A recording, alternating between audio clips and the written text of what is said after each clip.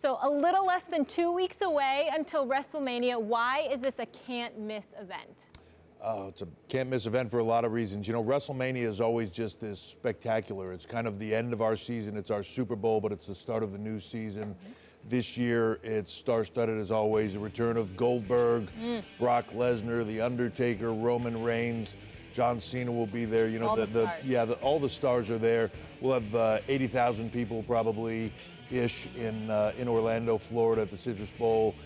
You know, but it's a week-long series of events as well. 5 events in the Orlando area, all sold out, plus fan access and everything. It's a huge, just a huge cultural event that everybody will be talking about. And for that reason alone, you don't want to miss it. No, it's awesome. Well, Paul, I know you're an executive, and I applaud you for that. By the way, say hello to your lovely wife and Vince McMahon. I'm a huge fan of Vince McMahon, always have been. It's amazing how relevant he's kept the WWE all of these years. He's fantastic. But I got to ask you this question, because we had Seth Rollins on this show a few months ago. I mean, are you planning to beat him down? I mean, how does this work? Because you're a businessman, but he talks a lot of smack. I mean, how do you plan on handling this? I'm a businessman, but I'm also a 14-time world champion. I peel off this suit, Steven. It's all over, man. It's 240 pounds. You can do your laundry on the abs. I mean, it's all there. I'm ready to go.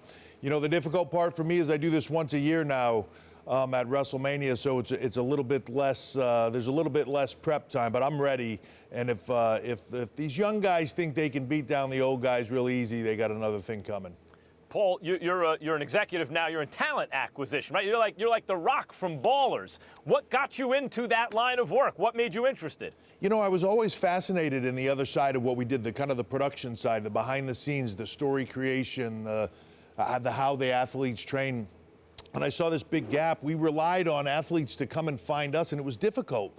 You know, when I tried to break in the business, it was hard to find an avenue in, and I wanted to change that. And, you know, 5 years ago or so, we started a plan to do that. We built the Performance Center in Orlando, Florida, which is a 30,000 square foot facility comparable to anything in the NFL.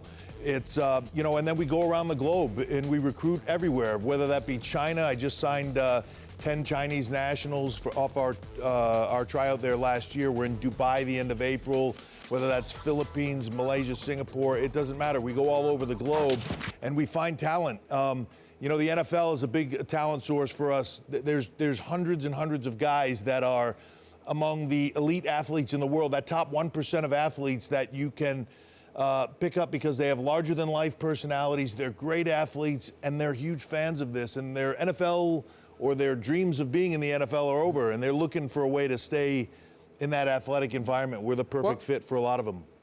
Paul, you're the COO and Executive VP for talent, as we all know. What are you looking for when you go out there and look for talent? Because I'm not going to lie. I mean, listen, whether it's the Nature Boy Ric Flair back in the day, whether it's Hulk Hogan, and of course, nobody loves Goldberg more than me, and The Rock was something special. It's not just about wrestling ability. Guys like yourself as well. You've got to be able to ingratiate yourself with that fan base and get them to gravitate towards you, whether it's as a good guy or as an enemy. How do you know when you run across a guy that could deliver those goods for you? Because that's what really counts in today's WWE, does it not? It is. It always is. Charisma is king. And to me, that's what I look for more than anything. When we're looking for talent, we bring in a lot of great athletes. Sometimes they're in phenomenal shape. Sometimes they kill the tryout environment. But we're looking for charisma. We're looking for the person that walks in the room and everybody stops and goes, wow, who is that? We're looking for that natural leader that when they're exhausted in the tryout, they're there picking everybody else up. They're the leader. And that's emergent just naturally. You know, they kind of boil up to the surface. Those are the people we're looking for, because at the end of the day, they can captivate a crowd and they can get you involved. You know, and this is not a knock, but in some ways, in the absolute opposite way that the NFL sort of wants everything to be, you know, about the teams and not about the individual players. We're the opposite. We want you to be as large as you can be, captivate that crowd, make your brand, make who you know, be who you can be.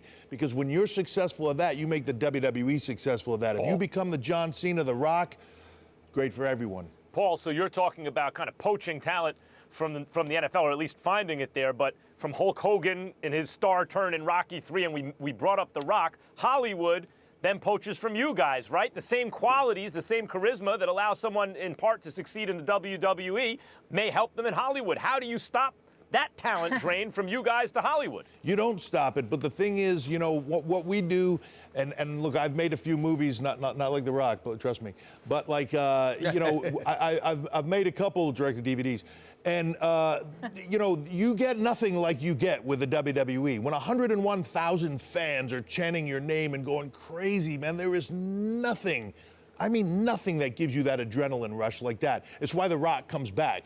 He's busy, trust me. He's making movies, he's making TV shows. His production company, $7 is all over the place. He owns Hollywood pretty much.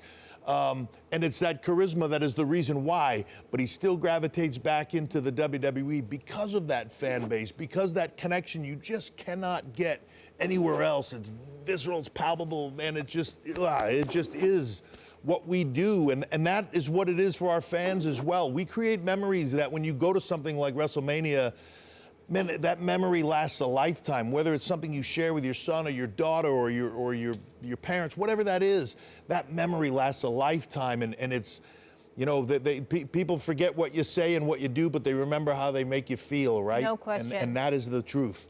I'm Max Kellerman. Thanks for stopping by. Before you go, hit the button below to subscribe to our YouTube channel so you never miss a moment of me taking down Stephen A. Smith.